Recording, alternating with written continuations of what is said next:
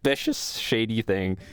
Well, nothing's shady because we just the sun's bothering us, and sometimes we want to have more privacy. Exactly, Intimacy. Man.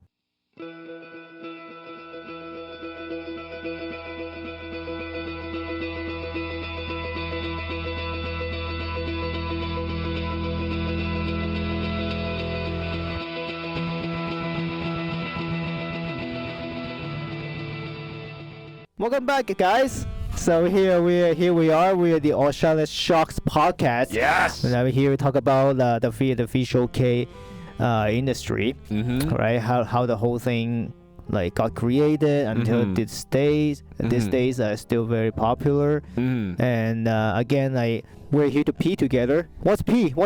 Derek? What is that again? I guess P is to promote, experience, and share the excitement together. Definitely. Dang. So yeah, I ever since I saw that little kid being super excited, right, at the anime convention, seeing the drummer, and oh my god, we're like 7 episodes in, and I just can't believe all this started and hinged off the idea of a child being excited to see a visual K drummer. And that was the trigger for this podcast. Oh yeah. That's actually just some crazy stuff. But for those of you out there that's listening to this, please take a listen to our previous episodes, because it's just a very humbling experience, right? Because for most things, right, if you think about someone starting a business or someone that's doing something that's life-changing, right? It's always some crazy idea. It's I want to change the world. But this this one's so humble to the point where it's I saw the child's excitement, and I'm just thinking, hey, you know what? I like that excitement. I like seeing the new generation to be excited and to be able to take off that to be able to expand on the excitement revolves around getting a community together, right? It's just and also it's one of the most important thing for all those visual K bands or just bands in general. Is the support. Yes. Yeah. Without any of the supports, that they cannot make it work. Yeah. We want to keep them alive. Yeah. It's I think it's a passing on the torch thing, right? Exactly. Where it's one generation passes on, right? And even like you said, how earlier with how visual K has been around for at least 30-40 years now. Oh yeah. Maybe even more before, but it's just it just became more of that musical scene. As time grew by, it has a proper name, right? So for our audience that's listening out there, I hope you guys know what visual K is. If not, once again, please check our previous episodes, because we're continuing our journey that me and Aaron has been kind of digging a hole deeper and deeper into that into the Earth's crater. Exactly. We actually started to talk about some very prolific bands, right, Aaron? We talked about X Japan, Dead End, Derlinger, and Bucktick. It's crazy. I think the list doesn't really quite end, because it just I feel like the more we dig, the deeper it gets. We think it's over. It's there's more and more. But I think it's just important to bring these bands to our audience listening to this, because even for us, we're just learning so much more about how deeply rooted this musical scene is. Yeah. So now today the band we're talking about, this band, they make such huge influences for the industry. Okay, and honestly, I personally have never ever been into the band at all, the songs, right? But I like the fact that they made such huge influences. Can you guys guess which band it is? Start with an M. McDonald's. I'm loving it. Yeah, sure, Madonna. Yeah, sure. Yeah, there's a band called Madonna. Yeah, Madonna. Yeah. Well, this guy, that's right. It's the band Malice Miser. Malice Miser, man. Oh yeah. Just before full of malice. Yeah, full of malice. Before we actually dive deep into this, it's kind of crazy how I feel at this point of the whole pioneering wave one of Visual K, the names just get even more outlandish. It gets crazy. Even some of the names that we looked into before we actually recorded this, I can't even pronounce half of them because it's just insane, right, Aaron? Yeah, and here's the fun fact, right? They're the first band, right? Their whole appearance changed dramatically. Oh yeah. They're strongly influenced by the French, Mm-hmm. like with the classical music.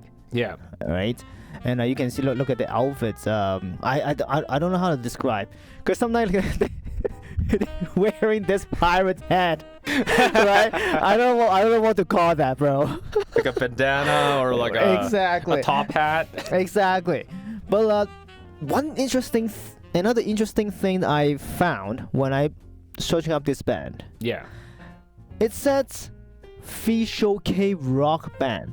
Oh, so we actually having a proper exactly, name. because I know back in the I think episode 1. Yeah. Right. We talk about like if there's a solid definition of Visual K.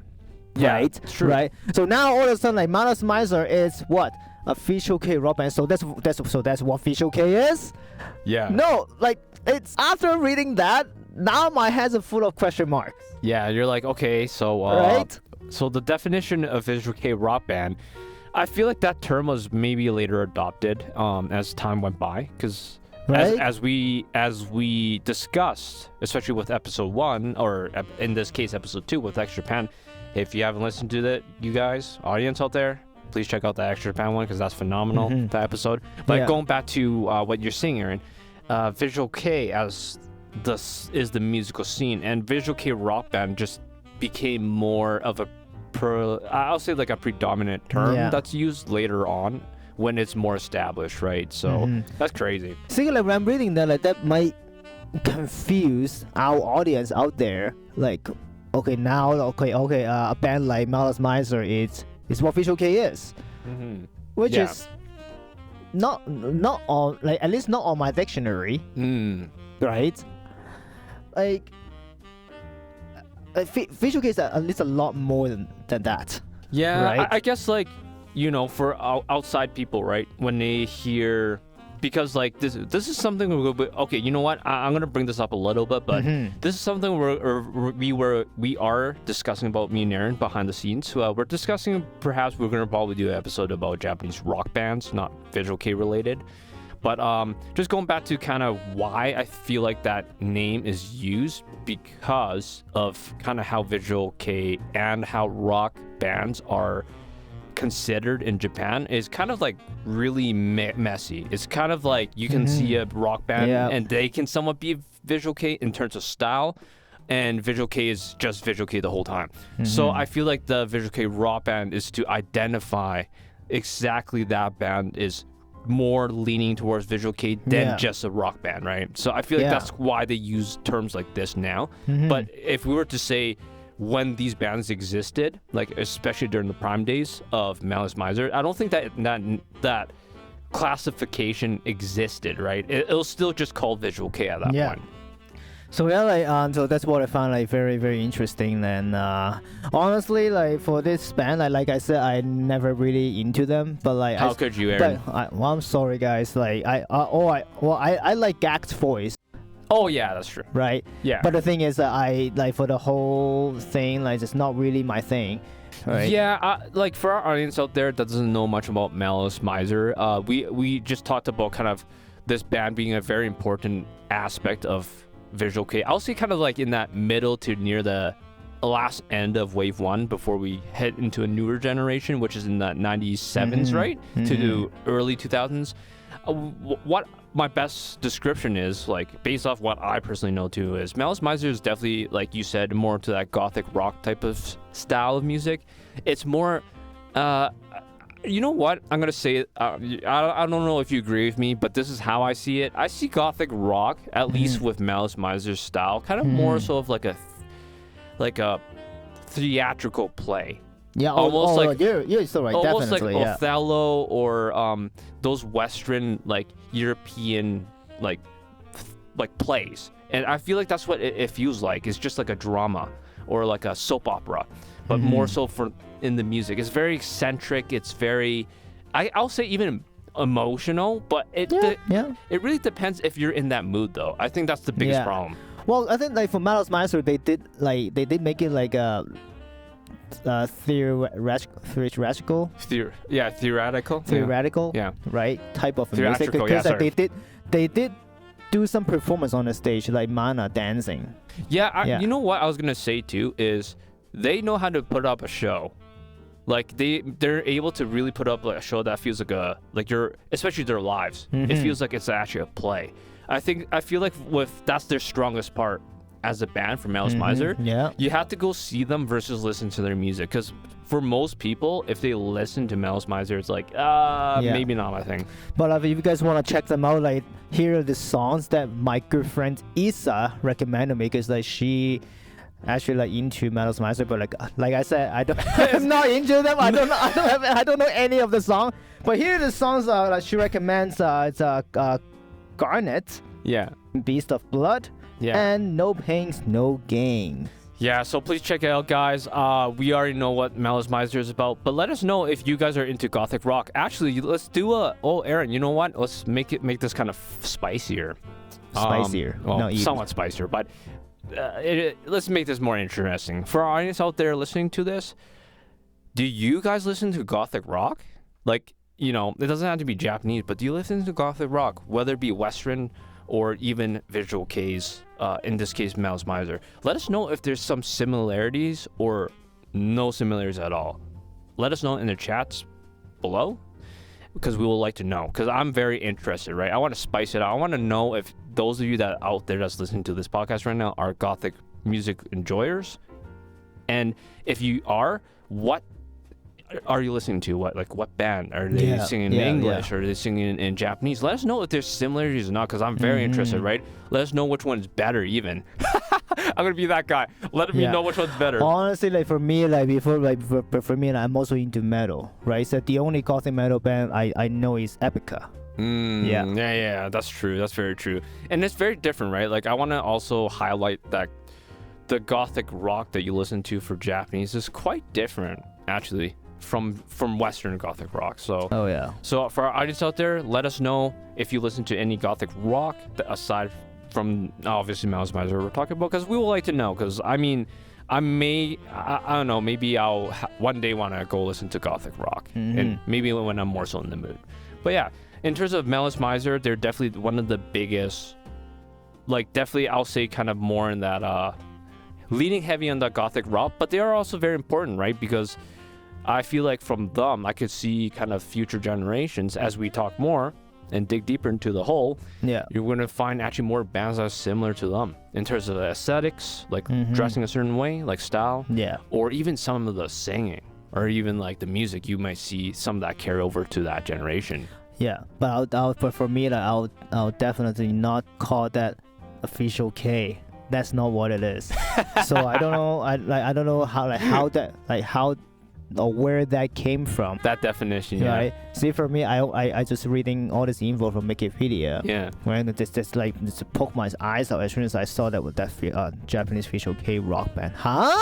Nani?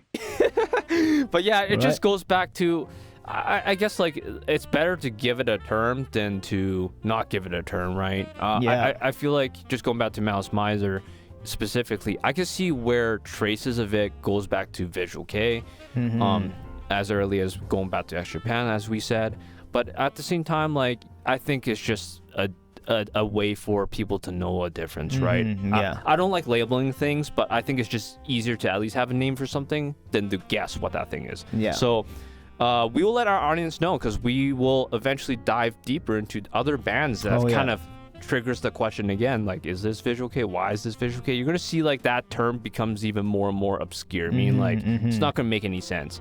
I mean, for those of you that are queuing in, we actually did mention about a prolific member of an artist that was in Visual K. I believe his name was Miyabi.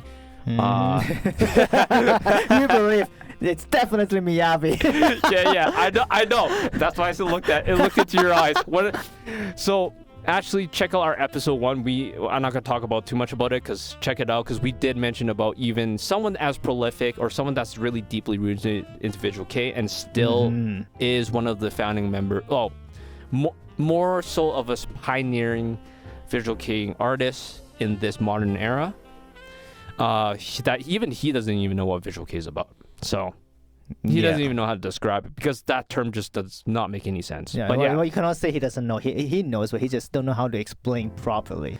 Well, that's the same thing as he doesn't quite know. Because I mean, because that term, like we said, right, the style, the meaning behind it just eventually becomes so, it doesn't, like, that term does not make sense. Like, well, we could say an era of Visual Kei, but not exactly the same thing anymore, right? So yeah, for those of our audience out there, let us know how you feel about Malice Miser. And all I have to say is we're gonna cover it a little bit deeper more into the 4 Heavenly Kings, because I think Malice Miser is one of the 4. Yeah, that's really like shocked me too. I was like, when I was reading things about Malice Miser, and they said it mentioned about they're one of the Heavenly Kings. I was like, what? Heavenly Kings. So turns out around that time. Yeah, Malice Miser is not the only band who has the French influence or theatrical, right, types of influence, stage performance. Yeah. So it turns out like there's 3 other bands that I was like totally had zero knowledge about them. Yeah. So there's one band called Lacrima Christi. Yeah. Well, it means Tears of Christ. Yeah. And it's another band called Fanatic Crisis. And this last one, Shayna. I know about Shayna already because of my friend Issa. Yeah, because she mentioned something about them. So in our next episode, we are definitely talking about those 3 bands. Together. Exactly. As Aaron said, I actually feel like those 3 are more. I'm sorry, I'm gonna be that guy right now. I find that these 3 are more interesting than Malice Miser. Yeah, we're gonna definitely talk about them on our following episode, but I feel like they're more out of the 4. Like, I feel like 2 of them are actually really. I feel like they're more influential than Malice Miser and the other one. We'll talk about that on the following episode, but we just want to allude a little bit for you guys, because when I first heard this and I was listening to these band names or whatnot, I was like, okay, whatever. But when you actually see it, you're like, oh, it makes more sense. But yeah, Aaron, so do you have anything final to say to our audience? Well, nothing more. I hope you guys will stay tuned for our next episode and also our future episode. Yeah, because we're gonna talk more about, honestly, not just Visual Kei bands. It's how the whole thing influence other stuff. Yeah, we're gonna actually, me and Aaron, as Aaron said, we're actually gonna deviate and talk about some other aspects of how much Visual Kei played. Not so far we really just condensed everything into how Visual Kei is a music scene, but we're actually gonna do a deep dive of how much it culturally impacted a lot of other aspects, and how we're gonna go back. We're actually even go back even further eventually at one point, where we talk about kind of how the Japanese culture really influenced Visual Kei as a whole, because a lot of it comes back from the Japanese and the West. So we're gonna do a deep dive for that stuff later on. So thank you very much once again, guys, for tuning in. If you like our podcast and you want to hear more of our episodes or previous episodes, or know more about us, please check out our YouTube, Spotify, and Apple Podcasts for our podcast episodes. If you're on YouTube, just leave us a comment. Let us know if you want us to do something specific, because that'll be fun to do. All right, guys, we'll see you guys in the next episode. Thank you very much for joining us. Thank you, guys. Stay tuned. Bye now.